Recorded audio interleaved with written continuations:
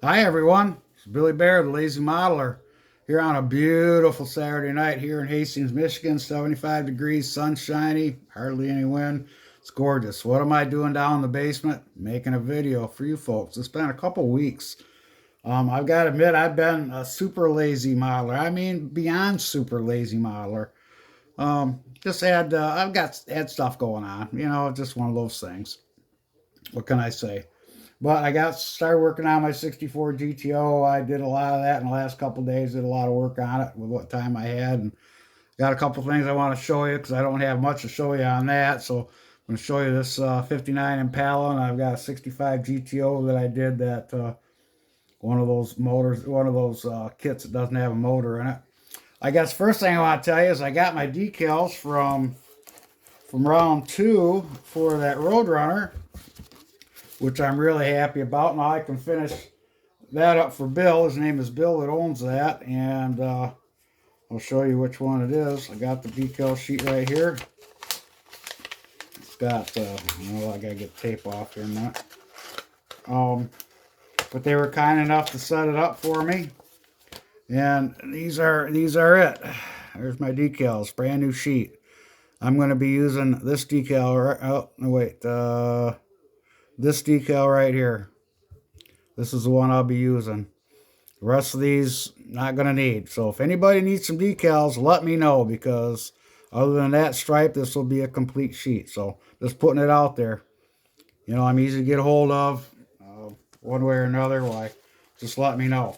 So I'll get that done. That's one of the first things I'm going to get done is get Bill's model finished up and get it to him. So he'll be a happy camper. Bill, I hope if you're watching this, why, it should be real soon. I just got these decals. Next up in line, I got some other stuff looking at too, but let me show you my 59 Impala. I did this kit, it's quite a while ago. I don't remember. I'm old. It's one of those things that I just don't remember. This is a monogram kit. It looked really cool. I mean, this model, I have I had two of them. One was a kid a friend of mine started, Kurt Dillon. He started that model, and when I started this one, I found out this kit I bought it used, eBay or something. Anyway, it was missing parts. So this turned out pretty nice. What a beautiful 59 model cars were just freaking gorgeous. Oh my gosh, I mean, and my wife picked out the colors for this. I gave her the option, and I wanted to go black with red interior, but I didn't. This top doesn't fit all that great, but well, let me take the top off. I'll put the boot on. We're putting the top down. It's going down on power right now, folks, so give it a second, and there we go. And there's the car with the top down. This was a nice kit to build. A lot of fun. I put a lot of detail in this thing for what it is, but it was just a ton of fun. Came out gorgeous, white with the red, and the red interior came out really, really, really nice. The biggest issue I had with this was damn foil. I put it on, it's falling off. I mean, it's just falling off. It's just freaking crazy. But other than that, it's a presentable model. Most of my work is in the interior on this car. There's the dashboard and the steering wheel and the side panels and all the chrome that's in these things. Man, these things are chrome wagons. It was it was a lot of fun to do this stuff. I really enjoyed it. It was so much fun. The paint came out nice on this. The chrome was nice on it. I didn't have to do any of the chrome. I did the wheels. I painted the wheels red and blackwash the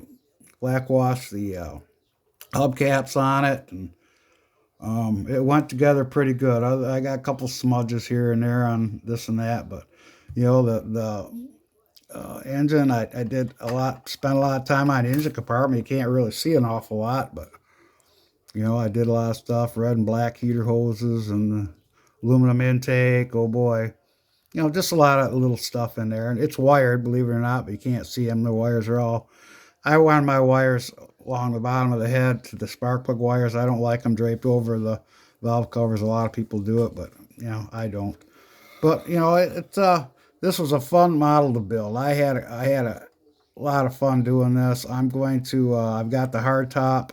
I'm going to get another convertible um, to build because I had so much fun with this one. It was and it makes a really interesting looking model. You know, I think anyway. So I just want to show this at you. I had this is one of a couple you haven't seen yet. So let me pull this bad boy off the corner. Then I'm going to show you my 1965 GTO. This is the AMT kit. You know, the ones without an engine. Absolutely, obviously. I decided to paint this one yellow. I think they're really pretty yellow, or that dark green that they had, and or the burgundy. I thought about it, and I forget what color this is. I think this is Daytona yellow. I'm not real sure, but it's a nice model. I took the wheels out of the convertible kit that they have out. It's got an engine. I was going to steal the engine out of it, and I don't have a parts engine, Pontiac parts engine. But someday I'm going to have one, and I'm going to throw it in here because lo and behold, there's no engine in there. Oh well. But I will put an engine. That thing's just stuck in with Mod Podge. I can pop that out anytime to do that. But other than not having an engine or drivetrain in this car really was a nice model. I really enjoyed it. I mean, it came out looking pretty slick. It's with red line tires. You know, the wasn't a ton of bare metal foil on it, but you know, I did enough. It's came out all right. You know, there's a big smudge, and that's that is my kryptonite. I keep getting smudges on my glass, but oh well, nothing I can do about it. Tons of decals on this thing. You know, it was a nice kit. It was a lot of fun. But I took these wheels off. I was going to hot rod this thing, and I thought, well, shoot, you know, I don't really have anything to put in it for a motor, and you know, hot rod and GTO. If I do one, I'm going to buy another one of these kits, and I'm going to jack it up. I'm going to have it's going to be it's kind of like a street freak. I'm going to have Kragers, or I'll have Keystones, or I'll have maybe I'll put some of those aluminum dish wheels that Matthew sells on it, and I'm going to jack the front end up a little bit so it sits high. It gives that front end, you know, accentuates that front end so well. You know, I love the front end on the 65s. But anyway, the interior is a lot. I did a lot of detailing on the interior. You can't see anything, but you know, it's you know, I did a lot of work on that, and it's a lot of fun. This model is a lot of fun. So anyway, that's done with that one. Now, and I just sprayed this thing. I just sprayed it. I mean, it's maybe an hour dry. But there's my 64 GTO. There's that. I just sprayed it.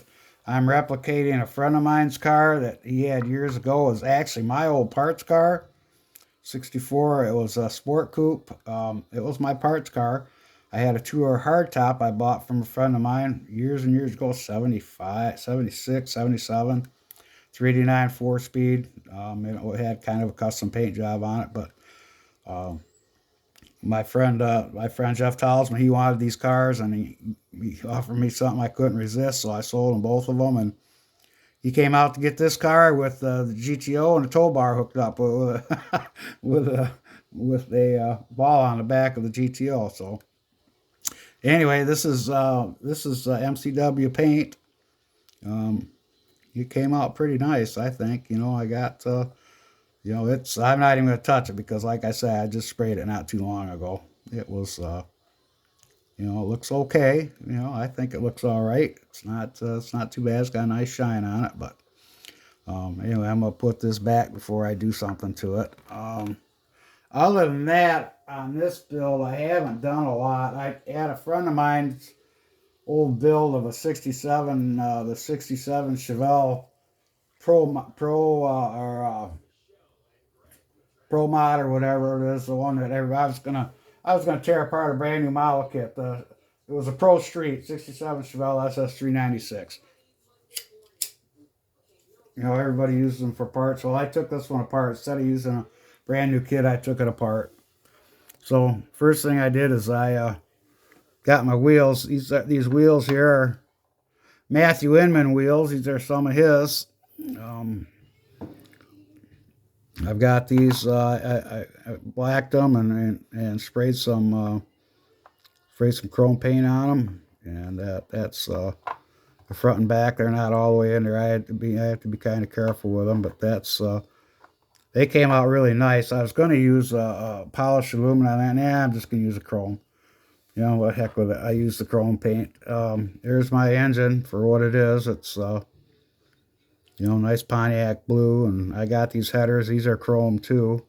I gotta fit these inside the chassis. They kind of fit. I have to do some twilling with them yet, but they ought to look pretty cool. He didn't have chrome headers on them, but you know what? I'm gonna put chrome headers on it. It was just as easy to spray these chrome. They need to be painted anyway, so there I did it, you know. So that'll look pretty cool in there. I've got some other stuff from Matthews I'm going to be using. I'm going to be using one of his awesome carburetors, a double pumper.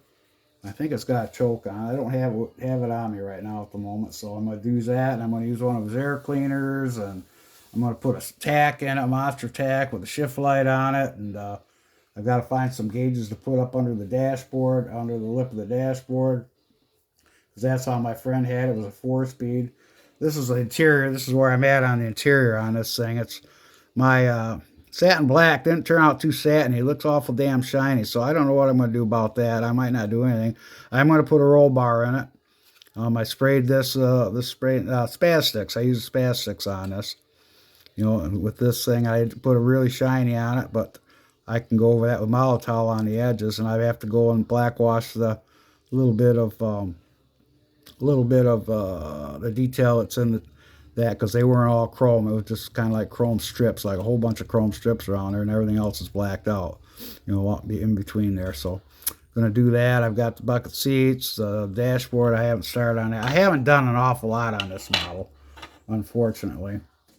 Here I went and I added the back of that one model. I cut it off and put it on here and glued it on, and I had a heck of a time trying to figure out where I was going to get the stance on this thing.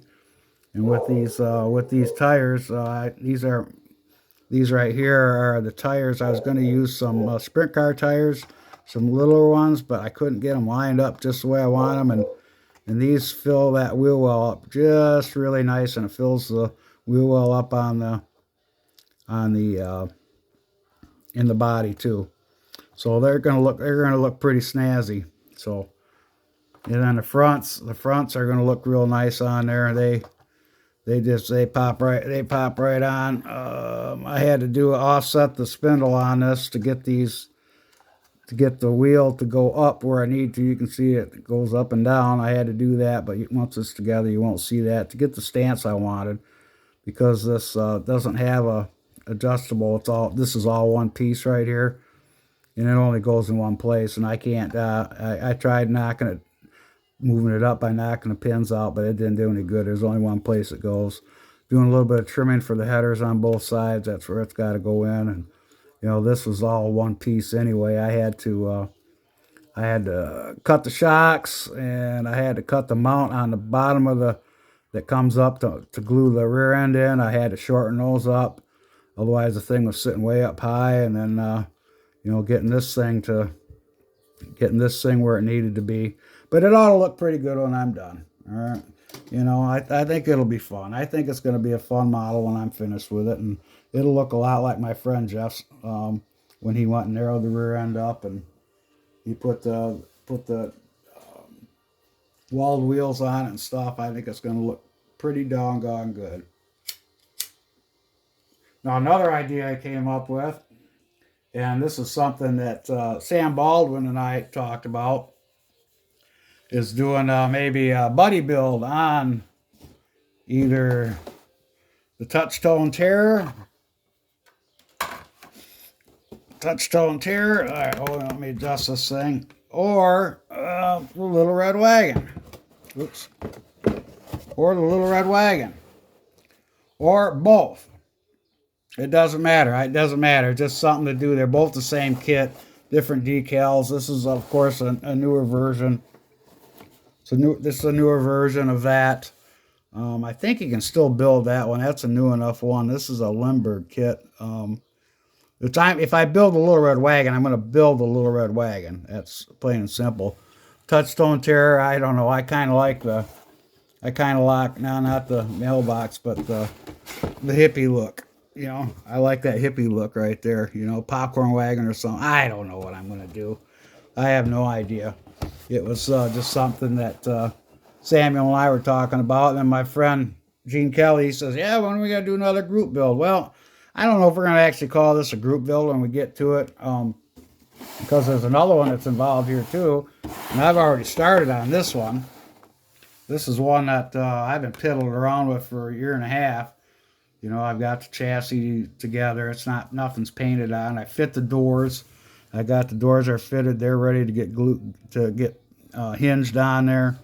You know, they're ready to go. And anybody that does these kits, they complain about these doors. Well, they don't fit the bodies. They don't fit. If they don't fit in the hole, then you got to trim them and you got to see where they're going to hit. And I had pretty good luck with this. I just did a little bit of sanding here and there, and I got them both to where they fit.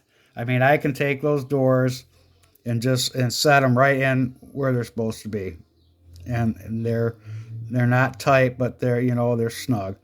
So I'm just giving you a little hint. I haven't finished it yet, but I'll let you know. But somebody wanted to do this kit too. It's fun. It's pretty cool. It's ugly. I remember my dad used to sell these things. My dad worked for a place called Wonderland Dodge, Grand Rapids, Michigan. It was from '68 to '72, and he got to see some of the coolest stuff that Mopar Dodge came out with. I mean, his sales manager had a Hemi Charger, a blue one, Hemi 4-speed, a dark blue, white interior, Dana, and all the fun stuff. My dad's demo was a 1969 Dart GTS 344 speed. It had every possible performance option you could get on it, minus putting the Hemi in it. It had 410 gears, special transmission. I think it was the big transmission. I don't know what it was. I was only 10 years old at the time when he had it, but I know it was pretty cool. It was a medium green with a dark green top, black stripe, green interior, mint, like kind of like a metallic green interior. It had a goofy shifter in it. It was fun. It was a lot of fun. My dad had some cool cars, and I used to go to my work with my dad on Saturdays, and the guys all liked me, and they let me go and sit in the cars in the showroom, and it's just a lot of fun. Frank's Model Works, he just did a story on a '69 Dart, had that mod top on it, and there actually was one of those things in the showroom one day, and first time I looked at it, my sister was a hippie, and I said, "Hey, there's one for Mary." I laughed at it, and it sold pretty quick, somebody bought it. So here's an idea if anybody decides they want to get in on this. I don't know when it's going to happen, but got 3 kits to think of if you want to, just something to throw at you. As far as other stuff going on, well, I'm going to get on the Buick GSX one of these days. I still have to get some parts for that. I'm looking for turbo parts. I got to get some turbo parts. I got to have two turbochargers for it, and just kind of piece an engine together, and I'll get this GTO done, and I'm not sure what's on the docket. As soon as I get parts, I'll get going on GSX. But I want to thank everybody for stopping by. Sorry it's been such a long time, but that's my fault. No doubt about it. And hope you enjoyed what I had to show you today. It's not a great deal, but it's better than nothing. So anyway, thanks for stopping by. And if you folks leave me a comment, I'd love to read what you've got to say. And thanks for stopping by. And if you like, subscribe. If not, well, that's okay too. I mean, whatever. I can't believe people actually watch this stuff, but I watch all this stuff too. It's all good times. Anyway, this is Billy Bear, the lazy, super lazy modeler, saying goodbye. You folks have a great weekend, and I'll be in touch soon. Bye.